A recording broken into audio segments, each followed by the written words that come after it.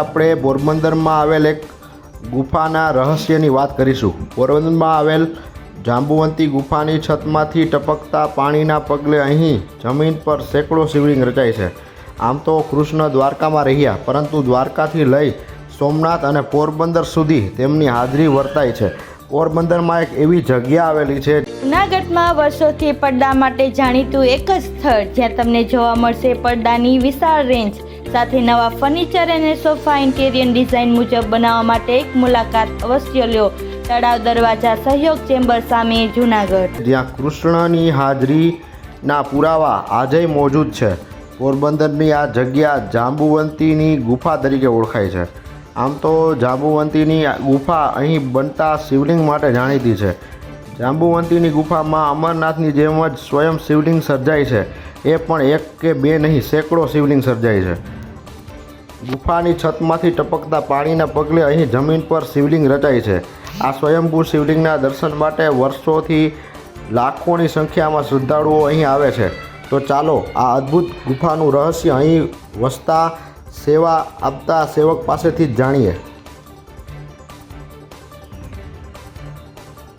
શું આપ યુનિક તેમજ અવનવી ડિઝાઇનમાં ચાંદીના દાગીના ખરીદવા આતુર છો? તો આજે જ મુલાકાત લો કેશોદ શહેરમાં આવેલા ચાંદીના સ્પેશિયલ શોરૂમની, જ્યાં તમને મળશે કચ્છી પાયલની 500 થી વધુ ડિઝાઇનની વિશાળ રેન્જ। સિલ્વર જ્વેલર્સ, સોની બજાર, કેશોદ। મારું નામ દિનેશભાઈ અને હું અહીંયા કેટલા વર્ષોથી આ સેવા કરું છું।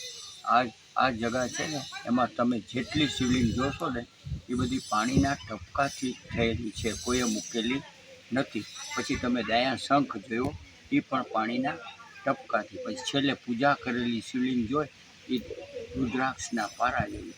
એની બાજુમાં છે પાર્વતીની અને એની બાજુમાં નાનકડી છે ગણપતિ। આખા પરિવારની શિવલિંગ તમને ક્યાંય જોવા નહીં મળે। પછી અહીં પાણીની ધારાવાહી જાય છે, એ રસ્તો જાય છે, એ જૂનાગઢ ભવનાથ તળેટીમાં નીકળે। પછવાડાના ગોળાકારમાં રસ્તો જાય છે, એ બેટ દ્વારકા નીકળે। એ બેટ દ્વારકા દાંડી હનુમાનનું મંદિર છે, ત્યાં લોઢાની જારી છે, તાળું મારેલું છે અને ઉપર લખેલું છે ગુફા તરફ જવાનો રસ્તો। એ રસ્તો અહીંયાથી અહીંયા આવે છે અને અહીંથી ત્યાં જાય।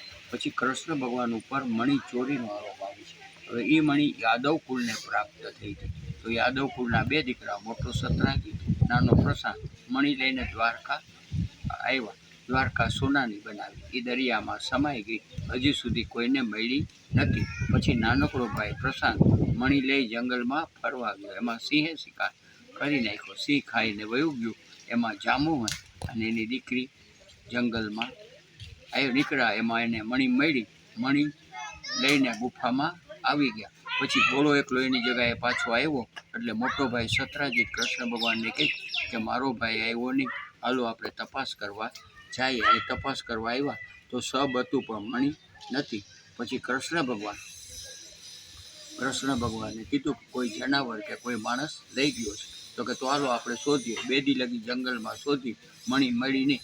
ત્રીજે દિવસે સતરાજીતે કૃષ્ણ ભગવાન ઉપર આરોપ નાખ્યો કે આ મણી તમે ચોરી। તો કૃષ્ણ ભગવાન કે હું અહીંયા આવ્યો નથી, તો કે તમને લોપ કરવાની બહુ ટેવ છે, એટલે તમે ચોરી।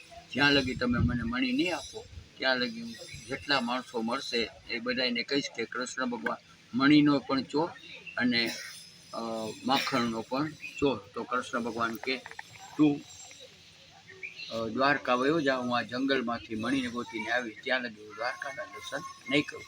પછી કૃષ્ણ ભગવાન બે દી ફર્યા, મણી મળી નહીં। ત્રીજે દી જાંબુવંતના પગલાંની નિશાની મળી, પગલે પગલે ગુફામાં આવ્યા, મણી માગી, તો કે મારી દીકરી હારે લગ્ન કરો તો કન્યાદાનમાં આપું, ત્યાં લગી નહીં। પછી કૃષ્ણ ભગવાન 27 દિવસ લગી અહીંયા ગદાયું થઈ। 27મે દિવસે જાંબુવંતને ખબર પડી કે આ મેં રામાવતારમાં સીતા શોધવામાં મદદ કરેલી, તો રામે મને ચિરંજીવીનું વરદાન આપ્યું। એ જ ભગવાન લાગે છે, એટલે હાથ જોડીને કીધું કે તમારું પહેલાંનું અસલી સ્વરૂપ બતાવશો તો જ હું તમારી યારે કાલે યુદ્ધ કરીશ, નકર નહીં। પછી કૃષ્ણ ભગવાન દાંત કાઢવા, અરે જાંબુવંત તું મને આજે ઓળખો, પણ હું તો તને 20 દી થયા ઓળખી।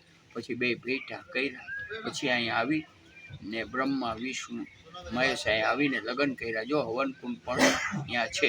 પછી કીધું કે આ બેટવાળા રસ્તેથી વયા જાઓ. તો ભોમાસુર નામનો રાક્ષસ કે આ રસ્તો મારો છે નહીં, એને વધ કર્યો. તો એને 16,100 કન્યાઓને બંદી કરેલી. એ છોડાવી ને પટરાણી તરીકે રાખી. આ આખો ઇતિહાસ આ છે. બોલો કૃષ્ણ કનૈયા લાલ કી જય. તમે અંદરમાં ગયા તો તમારા બધાય વિચારો વયા ગયા ને તમને એમ થયું કાંઈ બેસીને થોડીક વાર ભગવાનનું નામ લઈએ. બોલો કૃષ્ણ કનૈયા લાલ કી જય.